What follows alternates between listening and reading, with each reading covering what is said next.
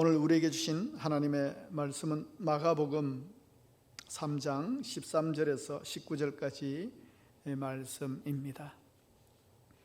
마가복음 3장 13절에서 19절까지 말씀 우리 함께 합독하도록 하겠습니다. 영상으로 예배드리시는 영신의 가족 여러분 함께 합독해 주시기를 바랍니다. 또 산에 오르사 자기가 원하는 자들을 부르시니 나아온지라. 이에 12를 세우셨으니 이는 자기와 함께 있게 하시고 또 보내사 전도도 하며 귀신을 내쫓는 권능도 가지게 하려 하심이라. 이 12를 세우셨으니 시몬에게는 베드로란 이름을 더하셨고 또 세베대의 아들 야고보와 야고보의 형제 요한이니 이 둘에게는 보아너게 곧 우레의 아들이란 이름을 더하셨으며 또 안드레와 빌립과 바돌로메와 마테와 도마와 알페오의 아들 야고보와 및 다데오와 가나나인 시몬이며 또 가롯 유다니 이는 예수를 판 자더라. 아멘. 세상을 살다 보면 불현듯 생각나는 사람이 있습니다. 그립고 또 애틋하고 이래서 생각나는 사람도 있지만요, 반대로 생각하면 좀 화나고 속상하고 심지어 분했던 그런 기억 때문에 생각나는 사람이 있습니다. 저도 가끔 왜 그 사람이 생각나는지 몰라요. 저의 경우는 후자입니다. 후자.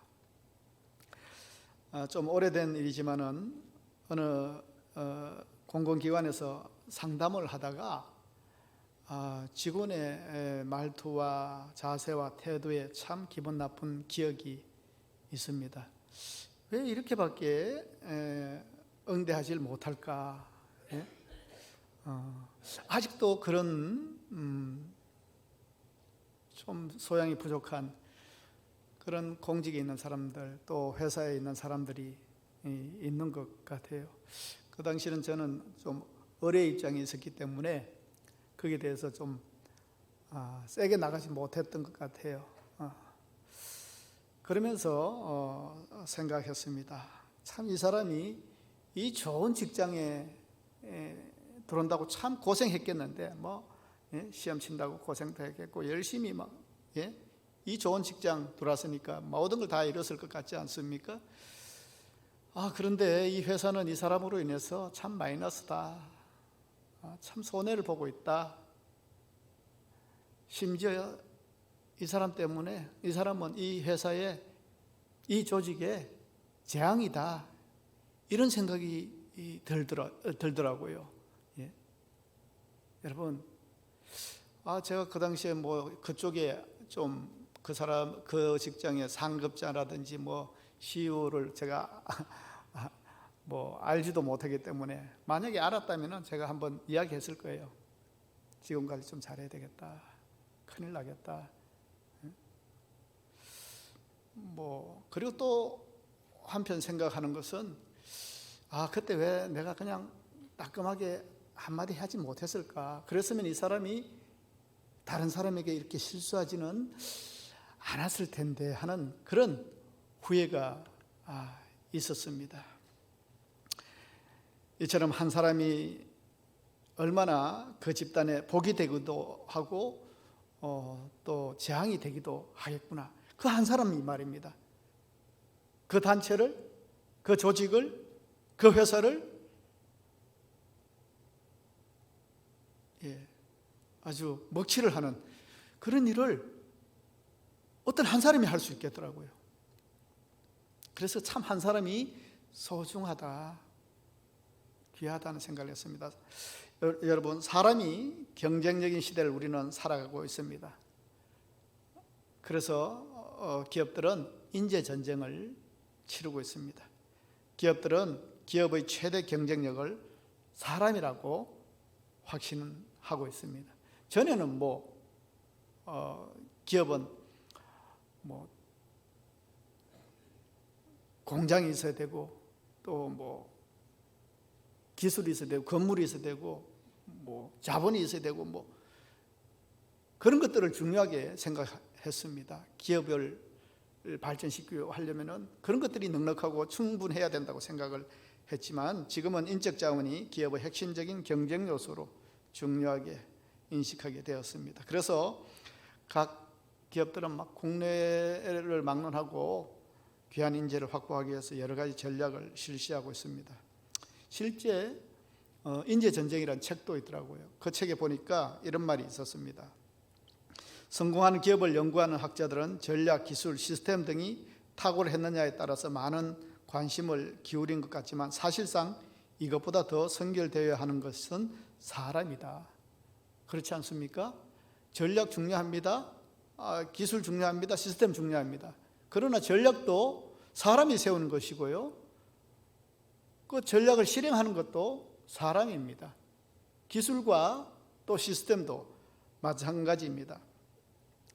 어떤 사람을 선택하느냐에 따라서 회사나 기업의 브랜드 가치나 이미지나 지적 자산 같은 것들이 키워지게 된다는 것을 기업들은 절실하게 시행착오 끝에 이제는 확신하게 된 겁니다. 역시 사람이다. 인재가 중요하다. 그 인재를 얻을 수만 있다면 기업들은 막 기업의 사원들에게도 막 투자를 하고요, 사람을 스카우트하기 위해서도 그렇게 애를 쓰고 그런 세상입니다.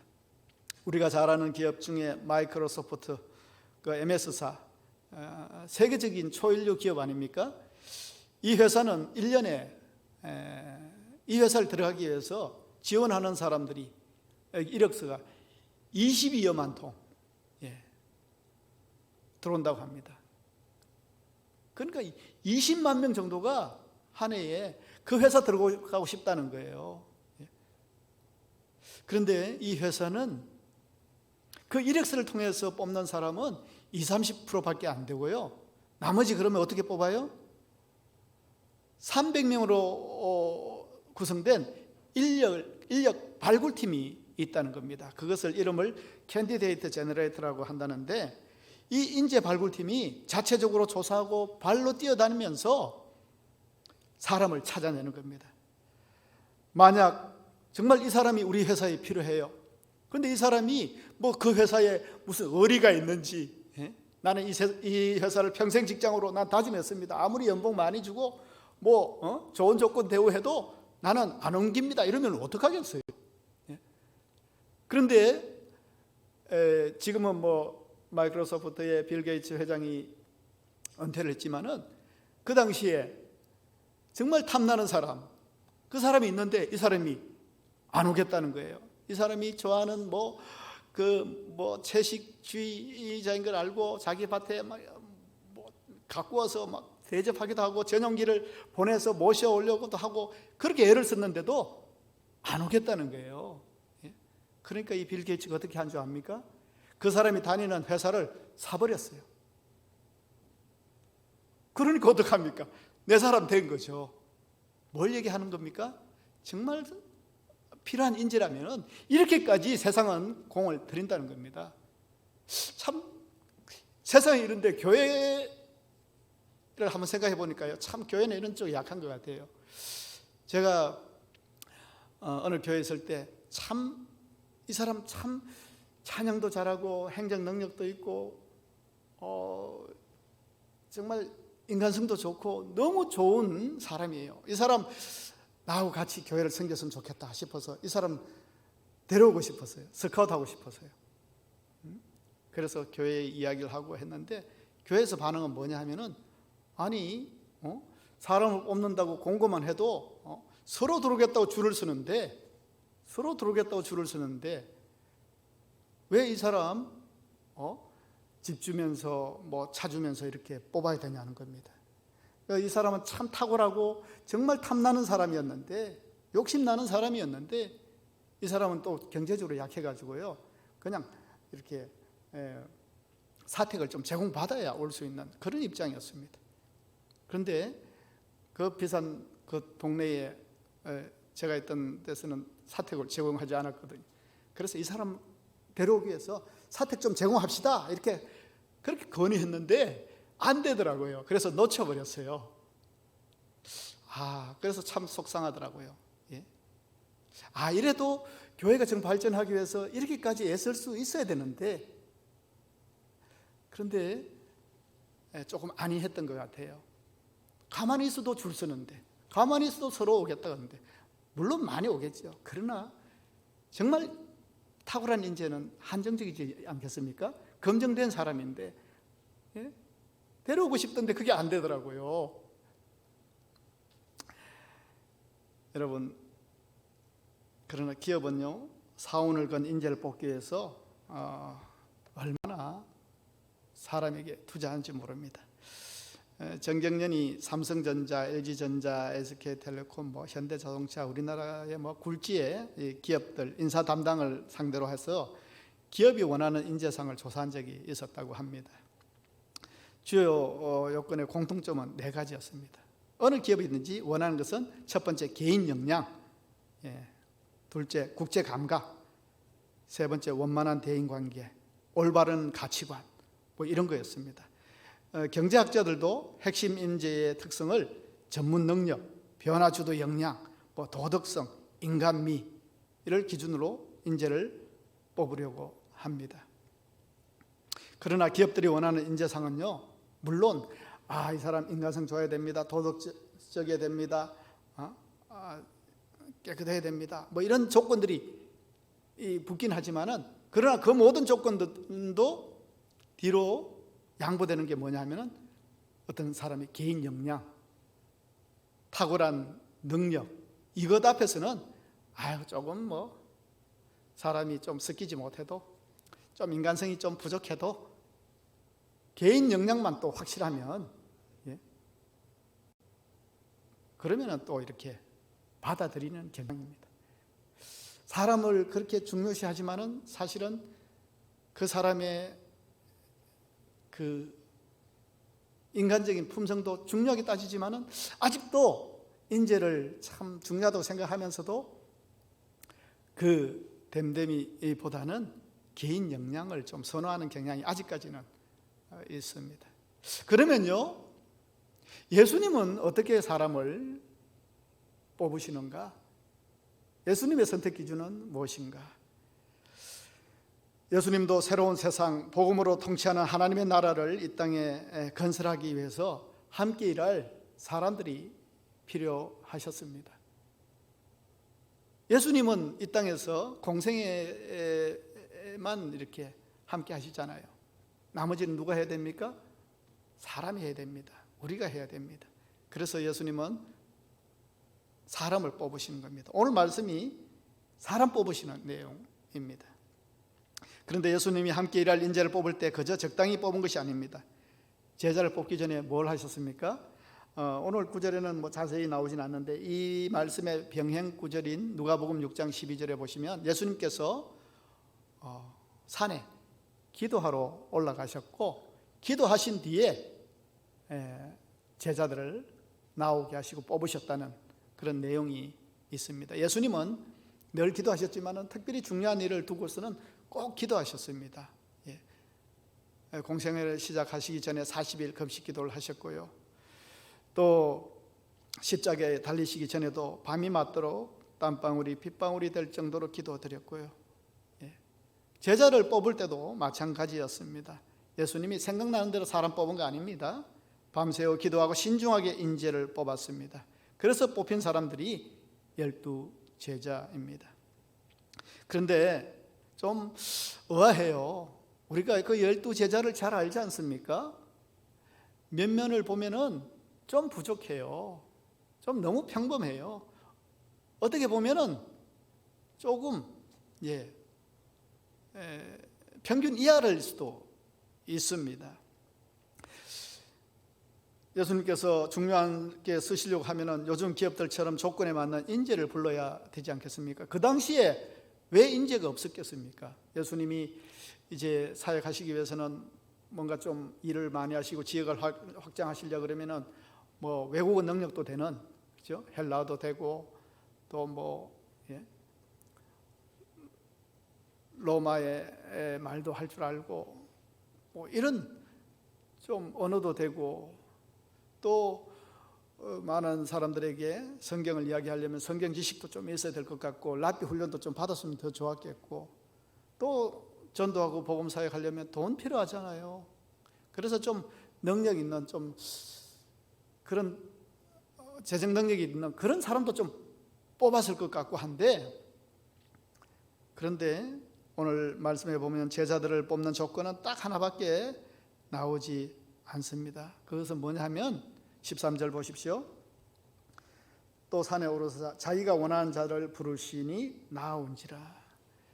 그냥 예수님이 그냥 원하시는 자들이었습니다. 그 당시에 잘 나가는 인재들이 왜 없었겠어요? 그 당시에 얼마나 그래도 그죠? 많지 않았겠습니까? 똑똑한 사람, 예? 그리고 신분이나 교육 수준, 인품들을 보면 참 대단한 사람들도 있었을 텐데 예수님의 제자는 대부분이 갈릴리 어부입니다. 대단해 보이는 사람이 없습니다. 평범한 사람입니다.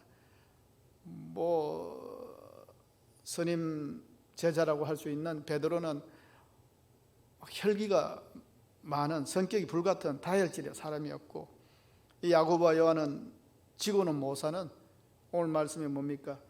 우리의 아들이라는 그런 별명이 붙은 야신가입니다. 빌립은 계산에만 밝았고요. 마태는 참 그 당시에 사람들이 아주 터부시하는 세리였고요. 유다는 예수님을 판 사람입니다. 12 중에 4명은 어부고 1명은 사회의 멸시와 비난의 대상인 세리고 또 1명은 과격한 열심당원이고 나머지 6명은 이름도 없는 그런 알려지지 않은 사람들입니다.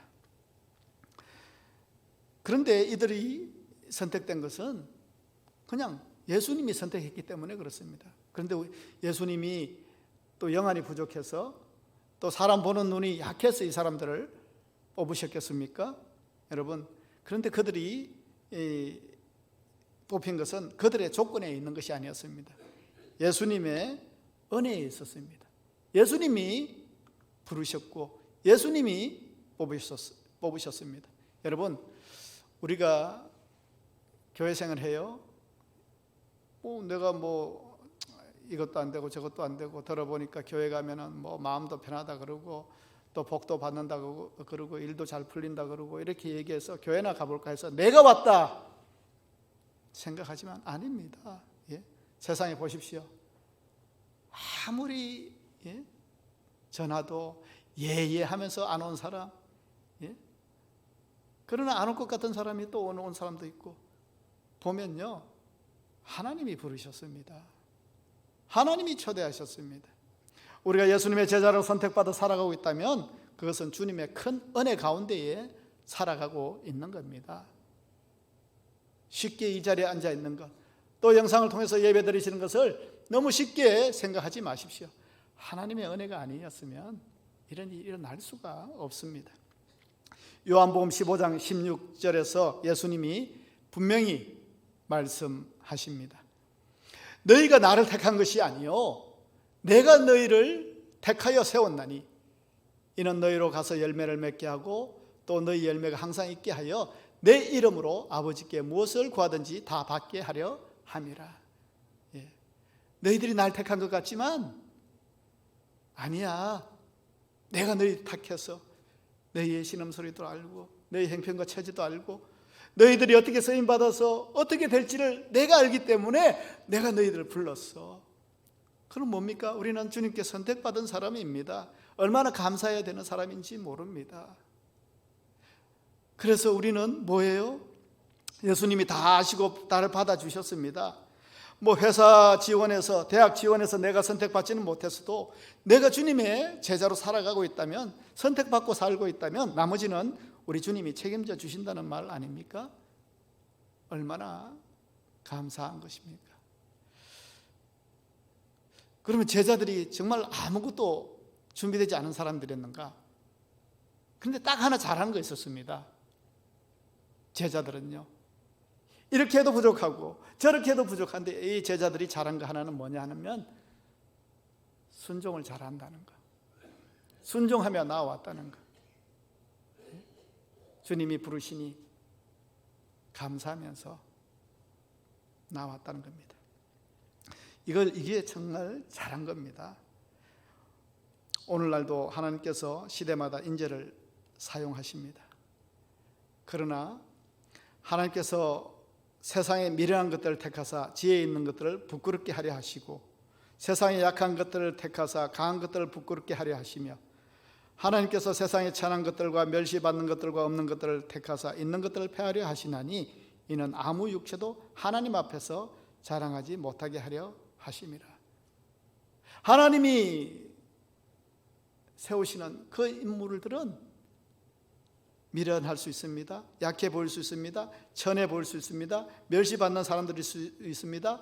없는 사람들일 수 있습니다. 누가 이런 사람들을 뽑기를 원하겠습니까? 누가 이런 사람들을 선택하기를 원하겠습니까? 그러나 하나님은 선택하십니다. 왜요? 그 사람들을 통해서 하나님 없이도 잘 살 수 있다는 교만한 세상의 사람들에게 하나님께 붙들림 받은 인재가 어떻게 귀히 쓰이고 인정받는지 그 사람들을 부끄럽게 하시는 은혜로 우리를 감사 주신다는 겁니다. 하나님이 쓰시는 인재는 그런 사람들입니다. 그렇기 때문에 우리가 해야 될 것, 잘해야 될 것 뭡니까? 순종하며 하나님과 동행하는 것, 하나님과 함께하는 것, 이것만 놓치지 않으면 주님께서 우리 삶들 가운데에 열매 맺게 하실 줄 믿습니다. 여러분, 주님께서 은혜로 사람을 불러주셨습니다. 비록 세상의 기준에는 못 미치지만 선택한 후에는 하나님께서 쓸만한 그릇으로 철저히 훈련시키신 것을 알 수 있습니다. 아브라함이 그랬고요, 야곱이 그랬고요, 다윗이 그랬습니다. 여러분, 아브라함은 25년 동안, 모세는 40년 동안, 다윗은 17년 동안 훈련을 받았습니다. 그 훈련 과정을 통해서 하나님을 철저히 신뢰하는 믿음을 만들어 주셨습니다. 하나님이 그 사람들의 눈높이까지 내려오셔서 그 사람들을 인도해 주셨습니다. 그래서는 나중에는 아브라함 보십시오. 얼마나 어마어마합니까? 믿음의 아브라함. 자기 자식을 내놓을 수 있는 그 믿음. 처음부터 그런 거 아니었습니다. 하나님이 만들어 가셨습니다. 예수님도 마찬가지입니다. 제자들 뽑아놓고 방치하는 것이 아니었습니다. 코수업 마치고 수료증 부여하는 거 아니었습니다. 친교 모임 아니었습니다. 함께 하자. 같이 먹고 마시면서 주님과 함께 있으면 주님을 닮아가는 겁니다. 뭘 좀 보여주고 싶어도 함께 해야 뭘 보여주죠. 함께 해야 배울 수가 있죠. 그런데 제자는 함께하는 사람입니다. 함께하면서 합당한 교육과 훈련을 시켜주십니다. 예수님이 세상에 오신 목적도 전해주시고요, 세상을 향한 주님의 비전도 전해주시고요, 또 예수님의 마음을 품게 하시고요, 무엇을 긍휼히 여기시는지, 우리 주님이 그렇게 하셨습니다. 나의 스승이 그렇게 하셨습니다. 이야기할 수 있게 함께 동거동락 하셨습니다. 이걸 제자 훈련이라고 하죠. 여기에 필요한 것이 순종이며 붙어 있는 것이고 동행하는 것입니다.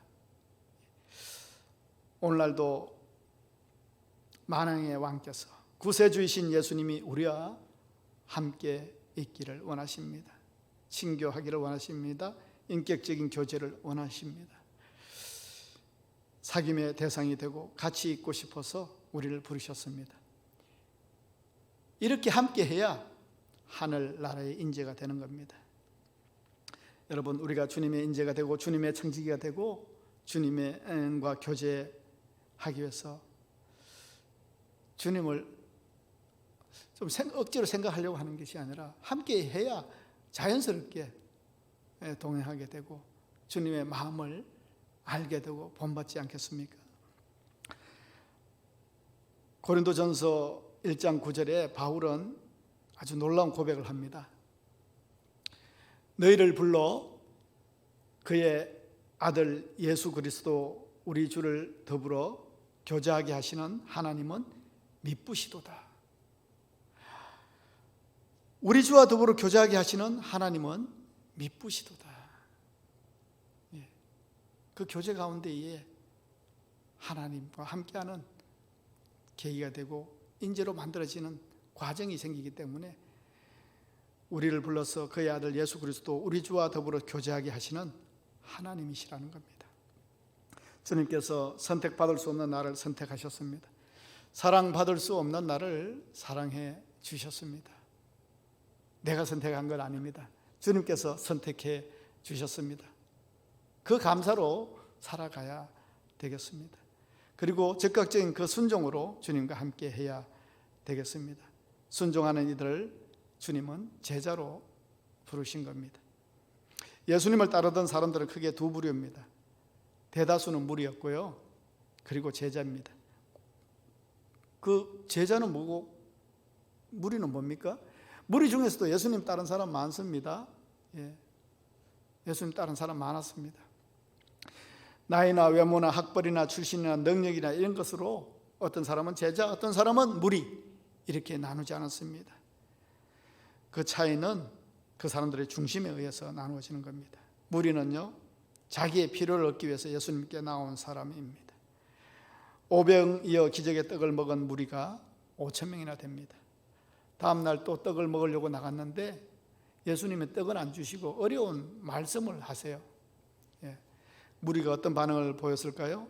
요한복음 6장 66절에 보시면 그때부터 그의 제자 중에서 많은 사람이 떠나가고 다시 그와 함께 다니지 아니하더라. 떡이 있고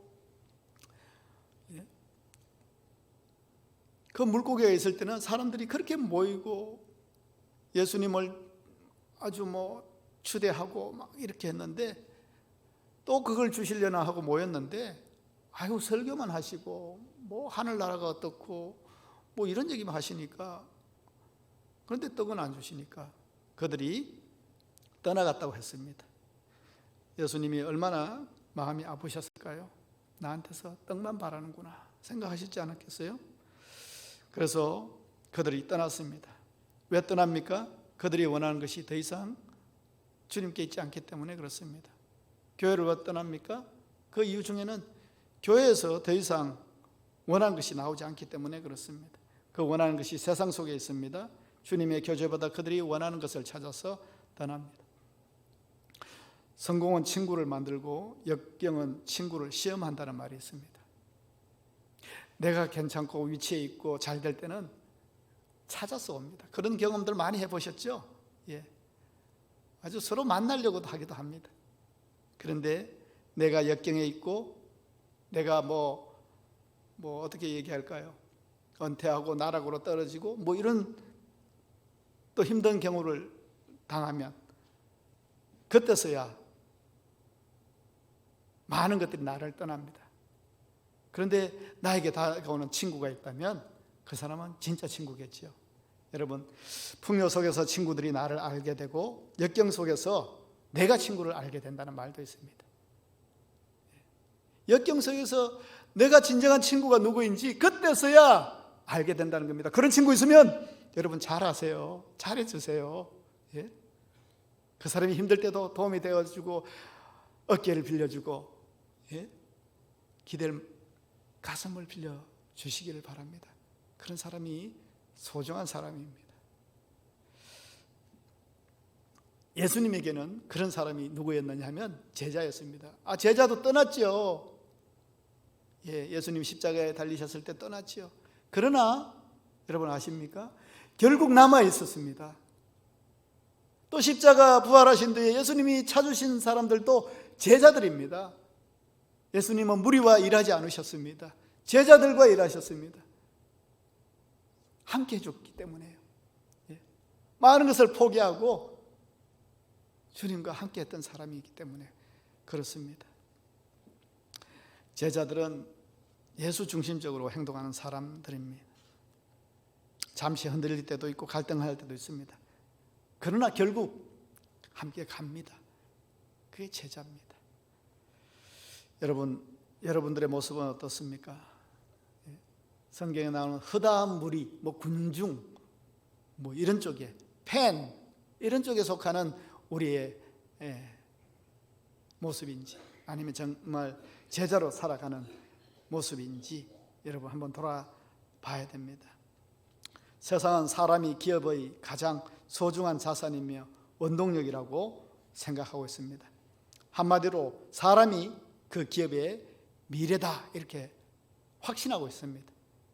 이 판단은 틀리지 않습니다. 그리고 교회도 사실은 마찬가지입니다. 그러면 뭐라고 이름을 지어야 될까요? 성도는 그 교회의 미래다. 성도는 여러분들 한 사람 한 사람이 영신교회의 미래입니다. 영상으로 예배드리시는 영신의 가족들 모두가 우리 영신교회의 미래인 것입니다. 누가 와서 교회를 발전시켜주고 갑자기 뭐 없던 재정이 생기고 아닙니다. 여러분들이 우리 교회의 미래인 것입니다. 얼마나 한 사람 한 사람이 귀하고 소중한지 모릅니다. 한 사람이 우리 교회에 복이 되고 복덩이가 될 수 있고 어떤 사람은 또 안타깝게도 참 재앙이 될 수도 있는 12명의 제자들 중에도 그랬지 않습니까? 그 이름들이 낱낱이 열거되고 있는데 마지막에 뭐라고 해요? 가룟 유다니 이는 예수를 판자더라. 재앙이 될 수도 있는 겁니다. 우리는 어디에 거하기를 원하십니까, 여러분? 여러분, 올해 나눠드린 교회 달력 어디인데요? 제가 신방을 못하니까 요즘 거실에 붙여놓으셨는지 모르겠어요. 2월달 달력 한번 넘겨보셨어요? 아직도 1월달로 이렇게 하긴 뭐 제 방도 1월달 근데 2월달을 한번 넘겨보니까요, 여러분 달력 넘기실 때 제일 먼저 뭐 보시나요? 우리 교회 달력 얼마나 올해 잘 만들었는지 몰라요. 올해 이번 달은 며칠 날 쉬나, 공휴일은 언젠가, 이거 보시나요?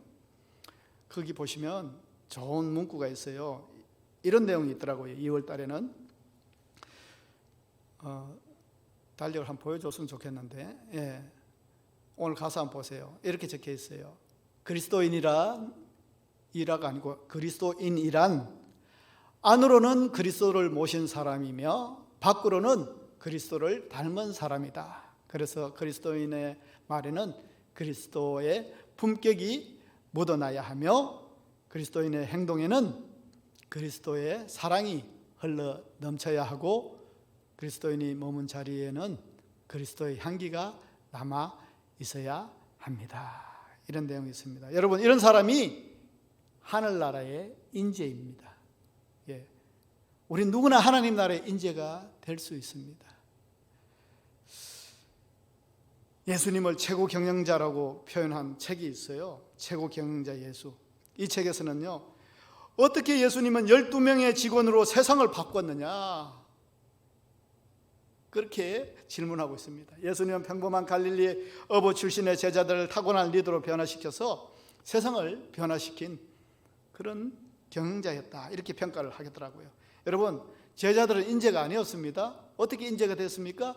예수님께 붙어있고 예수님께 순종하고 예수님께 훈련받았기 때문에 인재가 된 것입니다. 예수님은 리더십과 섬김으로 평범한 사람들 내면에 깃들어 있는 가능성을 개발하고 위대한 업적으로 나아가게 한 탁월한 경영인이었다는 겁니다. 예수님을, 여러분, 그런 분이신데 예수님이 나의 주님 아니십니까? 나도 그렇게 쓰임 받을 수가 있습니다. 예수님은 그렇게 탁월하시기 때문에 예수님 말씀에 집중하고 예수님께 훈련받고 예수님과 함께 동행하고 예수님 말씀에 행한다면, 여러분, 제자들 한번 보세요. 별 변변한 사람이 없습니다. 나도 할 것 같아요. 그런데 그들이 잘한 건 뭡니까? 예수님께 꼭 붙어 있었다는 겁니다. 함께 했다는 겁니다. 그러면서 예수님께 봤습니다. 어떻게 섬기시는지, 어떻게 리드하시는지, 어떻게 세상을 품으시는지, 어떻게 세상을 사랑하시는지 본 게 있어야죠. 본 게. 그래야 제자하죠. 제자. 여러분, 예수님과 포도나무의 가지로 붙었을 때, 예수님의 제자로서 순종으로 감당하게 될 때 우리는 연약하지만은 예수님은 강하십니다. 우리는 연약하지만은 예수님은 강하십니다. 우리는 위대하고 대단한 CEO를 모시고 있는 거예요. 그분이 우리를 함께 훈련시켜 주시기를 원하시는 겁니다. 예수님께서 당신의 제자들에게 뭐라고 말씀하신 줄 아십니까? 나보다 더 큰 일을 하게 될 것이다, 이렇게 말씀하셨어요. 그렇게 그 별 볼 일 없는 제자들을 끝까지 신뢰하고 사랑하시면서 그들을 격려하시면서 한 사람 한 사람 소중히 여기시면서 훈련해서 끝내는 죽기까지 하시면서 제자들을 세워주신 분, 바로 예수님입니다. 여러분, 우리 주님의 인도하심에 순종하기만 하면, 동행하기만 하면, 붙어있기만 하면 그의 나라와 의를 이루며 하나님께 영광 돌리는 하나님 나라에 쓰임받는 인재, 하나님이 기뻐하시는 인재, 한 달란트가 아니라 2달란트로 5달란트를 남기는 인재, 세상의 빛과 정말 소금이 되는 제자로 나아갈 수 있으리라 믿습니다. 데살로니가전서 2장에 보시면 우리의 소망이나 기쁨이나 자랑의 면류관이 무엇이냐, 그가 강림하실 때 우리 주 예수 앞에 너희가 아니냐, 너희는 우리의 영광이요 기쁨이니라. 바울 사도가 데살로니가 교회의 제자들에게 이렇게 고백한 겁니다. 내 재산은 뭐 없어. 내 영광은, 내 보람은 너희야. 내가 너희들을 그렇게 주의 이름으로 훈육하고 가르치고 얼마나 멋있게 하나님의 인재로 준비되어 있고 살아가는 너희들이 나의 재산이고 나의 보람이고 나의 인재들이야. 바울이 얼마나 그 데살로니가 교회의 한 사람 한 사람을 기뻐하면서 우리의 소망이나 기쁨이나 자랑의 면류관이 무엇이냐, 나는 너희들 잘 가르치고 너희들 하나님 말씀대로 살아가고 예수님을 따르고 예수의 일을 하는, 준비되어 있는, 그렇게 만들어 놓은, 이게 내 보람이라고, 내 영광이고 기쁨이라고 이야기하고 있습니다. 이 말씀이 우리 교회의 고백이 되길 원합니다. 우리가 그렇게 하나님의 인재로 준비되어 있을 때 여러분, 성도가 교회의 희망이 되는 줄 믿습니다. 여러분, 세상에 보면은 참 탐나는 사람 많죠. 탐심은 건물이지만은 우리 탐나는 사람 되어야 됩니다. 욕심나는 사람 되어야 됩니다. 세상에서도 탐나는 사람이 되면 좋겠지만은 여러분, 세상에서는 뭐 나를 탐내지 않더라도 교회가 탐내고 하나님이 기뻐하시고 하나님이 영광 받으시는, 너는 나의 작품이었어, 너는 나를 한여름 얼음 냉소같이 나를 시원하게 해주는 제자였어, 그런 말을 듣는 우리 한 사람 한 사람, 성도가 교회의 미래입니다. 여러분 한 사람 한 사람이 영신교회의 미래입니다. 잊지 마시기를 바랍니다. 여러분, 세상이 탐내지 않더라도 주님이 기뻐하시는, 우리 영신교회가 기뻐하는 귀한 하늘나라 인재가 다 되시기를 주의 이름으로 축원합니다. 기도하겠습니다. 하나님, 감사를 드립니다. 우리들은 약합니다. 보잘것없습니다. 그러나 주님은 강하시고 주님은 크시고 주님의 은혜는 크신 줄 믿습니다. 우리를 세워주시옵소서. 우리를 불러 몸된 교회 가운데에 섬기게 하셨습니다. 교회 가운데서도 허다한 무리에 소확하지 않게 하시고 주님이 기뻐하시는 하나님의 나라에 쓰임받는 귀한 인재로 살아가는 저희들이 되기를 원합니다. 주님의 참된 제자로 살아갈 수 있도록 주님 함께하여 주시옵소서. 사람이 희망이어야 할 곳이 많지만 특별히 주님의 몸된 교회를 이루는 성도 한 사람 한 사람이 희망이 되게 주님 인도하여 주시옵소서. 세상은 힘들다고 하고 어둡다고 하고 미래에 대한 아무 기대를 갖지 못하는, 그래서 쉽게 희망을 잃어버린 시대라고 하지만 주님의 제자된 우리가 주님의 손과 발이 되어서 세상의 빛과 소금으로 살아가게 하옵시고, 하늘 영광 위에 살아가는 참된 제자의 길을 포기하지 않게 하시고 달려갈 수 있는 저희들의 믿음이 될 수 있도록 주님 함께하여 주시옵소서. 감사드리며 예수님의 이름으로 기도합니다. 아멘.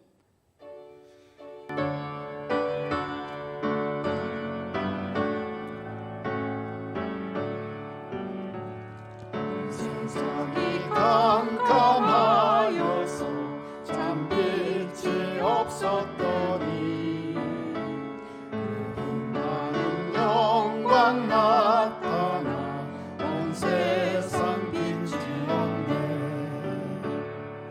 영광 영광의 주, 영광 영광의 주, 밝은 별빛 내게 비추었네. 영광 영광의 주, 영광 영광의 주, 온 세상의 빛은 오직 주 예수님. 믿는 사람은 그 마음이 시원하고 주 명령을 조회하는 자 그 길이 환하겠네. 영광 영광의 주, 영광 영광의 주, 밝은 별은 내게 비추었네. 영광 영광의 주, 영광 영광의 주, 이 세상의 빛은 오직 주 예수님. 제 가운데 사는 사람은 그 눈이 어두워도 그 죄악을 씻는 날에는 그 빛이 밝아지네. 영광 영광의 주, 영광 영광의 주, 밝은 별빛 내게 비추었네.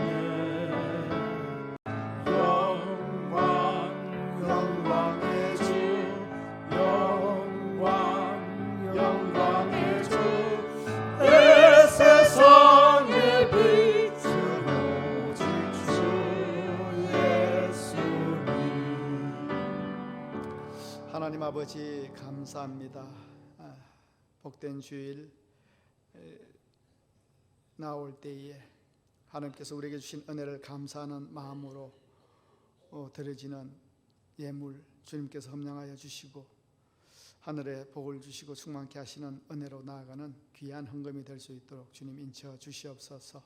항상 주님 주신 은혜로 드려지게 하시고 주실 은혜를 믿고 드려지는 예물이 되게 주님 인도하여 주시옵소서. 그하는 처소마다 환경마다 주님께서 함께하여 주시고 주님께서 감사의 조건들로 채워주셔서 늘 주님의 은혜 가운데 살아갈 수 있는 우리 성도들 될 수 있도록 주님 함께하여 주시옵소서. 감사드리며 예수님의 이름으로 기도합니다. 아멘.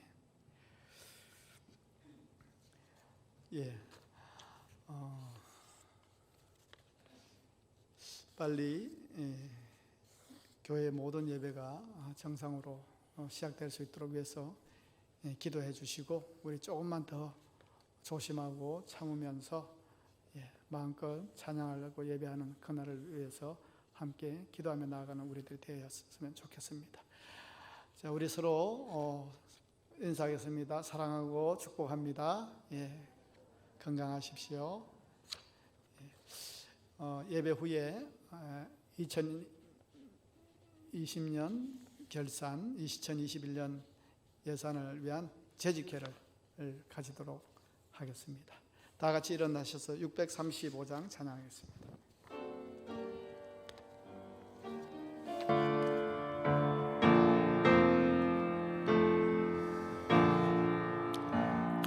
하늘에 계신 아버지 이름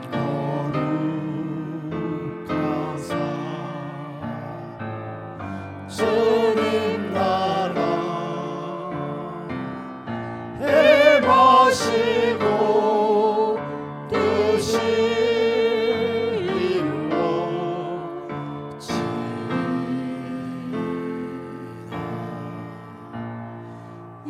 일용할 양식 주시고 우리들의 큰 죄 다 용서하시고 또 시험에 들게 하시고 악에서 구원하소서. 내게 주의 나라 주의 권세 주의 영광 영원히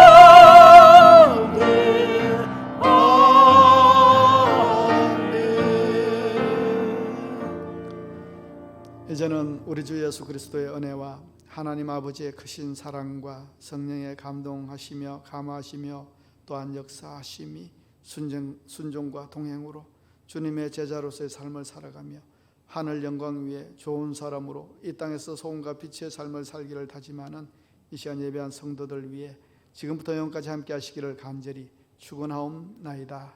아멘.